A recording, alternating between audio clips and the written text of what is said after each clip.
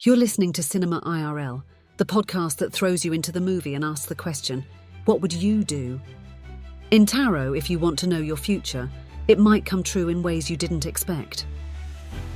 Episode 6 covers what would you do if you found a cursed tarot deck. And now, Cinema IRL. I wish I could switch places for just one day. You find yourself in the unique position. What would you do? Put yourself in my shoes. How do we handle this? What would you do with it? Put yourself in my place. What would you do? Oh, well, put yourself in my position. This doesn't sound too good. What would you do? How do you want to handle this? What would you do? Put yourself in my shoes, would you? What would you do? Put yourself in my position. What would you do? Just put yourself in their shoes. Now it's your turn. Ooh. Holy tarot card, Batman. Yes, tarot, or some people say tarot. Nobody says tarot unless they want me to correct them. Okay, so synopsis here. When a group of friends recklessly violates the sacred rule of tarot readings, never use someone else's deck, they unknowingly unleash an unspeakable evil trapped within the cursed cards. Yeah. Teenagers are idiots. I mean, that's actually just common I thought knowledge. they were in college. I would put them at 20. That's You get smarter when you hit 20. they're less than 35. They're teenagers. Wow. Whatever you say, Grandpa. Yeah.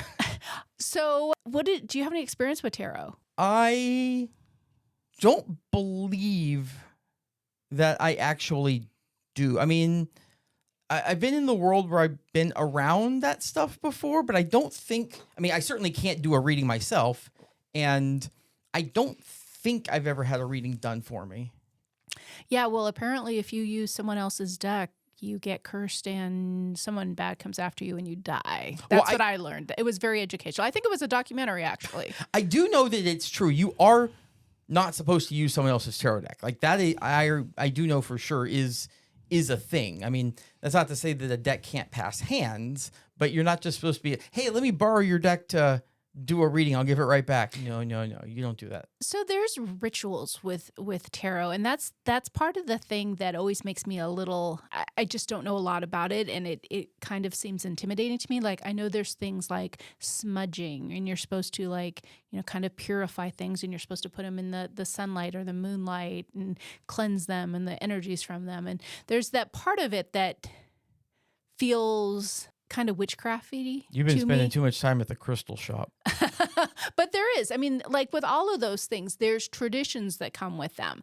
And that's the part of it that always makes me a little uncomfortable, because it's not necessarily all in good fun. Like, people can give readings that say you're going to die or something bad's going to happen. And then does that really make it happen? Or does someone so predisposed to the fact that something's going to happen that they put themselves in that situation where that thing happens? There's so many variables there that I just don't understand. Yeah, and by the way, I'm going to give you the obligatory spoiler warning, though honestly, do you need a spoiler warning on this movie? I mean, I think I could have told you what was going to happen generally, like before I ever walked into the theater. Sure, there's death. The details we can leave for people to discover on their own. But yeah, there's carnage. Well, no, because what would you do?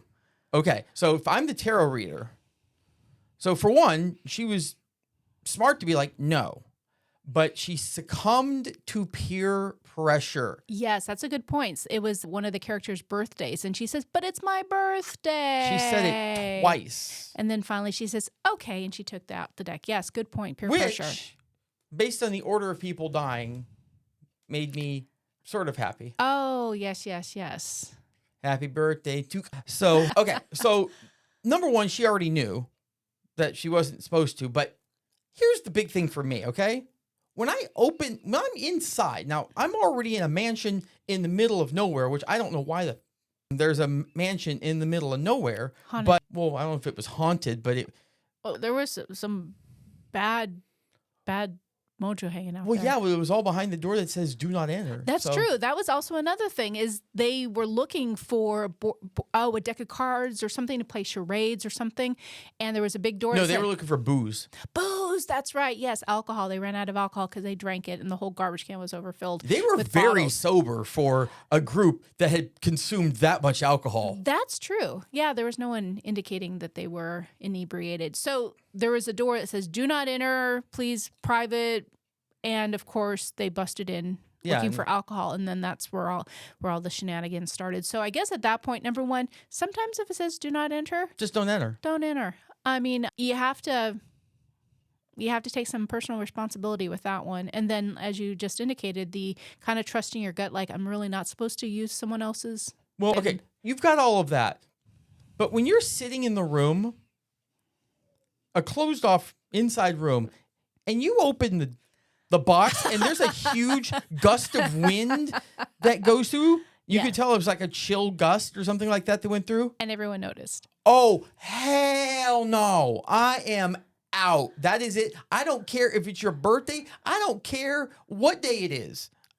That's a good point, because if I was one of those characters sitting in that room and all of a sudden there was that big gust, I would be, what the heck F is no, going F no, on? F no, F no, F no. Yeah. I think I'm a trying lot this of whole not cursing thing. Yes, try and keep our rating being clean and not explicit. So I guess some of this really boils down to trusting your instincts and playing by the rules. Because of course, horror movies, no one plays by the rules. That's why people die. And that's why you have a 2-hour movies, because everybody pushes the boundaries of what they're supposed to do. Of like, oh, we're not supposed to go into this haunted mansion. Let's go in. Or, oh, we're not supposed to climb the fence. Let's do that. Well, the beautiful thing is for most of the movie, once we get past the point of doing the tarot readings, there's not a lot of what would you do. I can tell you what I would do. I would die. Yeah, I don't think. Yeah, you didn't have a lot of choice in of those things. And that was, matter of fact, that was actually a theme, is that it was fate, and you can't escape fate. So it doesn't matter what you do, they still gonna get you. So if I had gotten a reading, and they all seem like harmless readings, it's not like any of them said, oh, something bad's going to happen to you. It's just they were kind of twisted into something bad. So it's not like someone had a reading and then was concerned of, oh my gosh, something bad's going to happen to me. I have to protect myself. They seemed, fine at the time. And if I got a reading and then my first friend dies, I'm like, oh my gosh, that's terrible. Then the second friend dies, and then we start thinking, oh my gosh, what's going on here?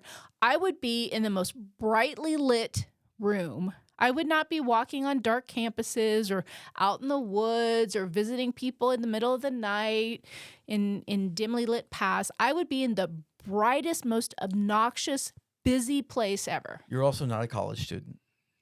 Oh, I think I'd do that more if I was a college student. Well, if you had your knowledge today, but when you're in college, you're like, I'm invincible. But that's how horror movies are, though. It doesn't Of matter course. if you're 20 or you're 60, you're stupid when you're in a horror movie. Like the Geico commercial. Let's hide behind the chainsaws. So if we had received these tarot readings and all of a sudden we realized we're cursed, what would you do? Like I said, I would be in brightly lit, busy places. What would you do? I mean, it's same. I mean, I'm gonna stick in groups. I'm gonna I am in groups all the time, in as brightly lit places as I can. I do want to note one thing. When they actually figured out a plan, I have never seen such amazing Google search mojo as when, here, let's research something. Like 5 seconds later, oh, this is the person we need to go talk to. Just, how does the old quack get... Predictive search. Maybe. Well, but how does the old quack end up as the #1 search result? I mean, surely she's not advertised in there. Quack? Well, the old quack. Well, she was discredited by the tarot community. Which, let me tell you, how bad you have to be discredited by the tarot community. Okay. So, but no, it's just like immediate. Like it's like, oh, we should go here. Oh, and then let's just drive there because she could be anywhere in the world, but I bet she's across town. If you're cursed, you're probably very motivated to go track down the lady with the website that's targeted just to you and your needs. And when it comes to being cursed, it sounded like that lady was their best bet. So I mean, I'm probably making the drive, getting the snacks. Oh, I am too. I just don't know if I would have thought to to go on the internet, how to break curse that will kill me very soon. Oh, I think if we dug into your search results, we'd find some very specific search results for things. It's kind of like with AI. The more specific input, the quality in, quality out. Yeah. Garbage in, garbage out. Just saying, it was pretty good there. So, So if someone offered to give you a tarot reading right now, would you do it? I mean, right now? No, go F yourself. I just watched a movie where everyone died. But there was something with the deck. Oh, no, That specific tomorrow I'll deck. be fine. Okay, so Tomorrow I'm fine. So tomorrow I can give you a reading. Sure. I mean, Also, too, if someone gave me a reading with a deck with some scary pictures, like the one that was on that deck, like they weren't rabbits or animals or anything. They were freaky, bizarre, ugly. I mean, mind you, tarot cards are a little on the freaky side, but No, they don't have to. This was freaky. This was freaky for tarot. So I actually have a tarot Yeah, deck. I know. And it's not freaky at all. One is crows. I actually got two because I really like the art. I don't know anything about tarot, but I really like the art. One is crows and one is curious cats. And there's nothing scary about them at all. Yes, no, you have. I mean, hopefully they just came from the manufacturing plant, not from, being passed down from Ancient the astrologer. ancient time from a very angry lady. Yeah, you have the cutesy tarot decks, but normal decks. I mean, they're. But I don't know how to use them. I don't know how to use them, and I'm kind of a little apprehensive about ever using them. Maybe I'll learn and do a reading for you. Someone offered to give me a reading for my birthday last year, and then she canceled. And then a couple months later, she goes, "I still need you to do that reading." I said, "Okay," because I was in a mood of like, "Sure, I'll try anything," because I hadn't ever had one done, and then I didn't hear from her again. So I haven't ever had a tarot reading either. Well, you'll have to get on her and get one, and then find out. Make sure it's not in a creepy box. We'll do a supplemental episode later where we'll find out what your reading was and are you still alive? Yes. Am I here to actually do the reading or do the recap for sure? Okay, so I will give you. Oh, and also 7 jumps. I was counting my jumps. Oh, I jumped 7 times. Fear jumps. There's a website that tells you precisely. Yes, that's why I brought it up. I remember you mentioning that once. When all of them are. Now, I don't know if on a movie that just came out, if they'd have them, but it does exist. What is that, Jumpometer? Like jumpscare.com or something like there. Something like that. I'm not sure. But okay. So stay away from the 6 of Swords and death and the devil and all that stuff. And it's 6 of Swords, not just 6 swords. There's an oven there. I'm sorry. I'm somebody dies. I think the dead lady with the swords probably is not too concerned about the grammar. She's just dead. Yeah. I mean, probably after about 2 or 3 of the swords, the other ones don't really matter. That's true. So, okay. Any final thoughts? I'll give you the last word on this one. Tarot or tarot? Ooh. We hope you enjoyed our episode. Thank you for listening. And to catch all the new episodes, please subscribe. We release 2 to 3 episodes weekly, so we'll have new content regularly. Until next time.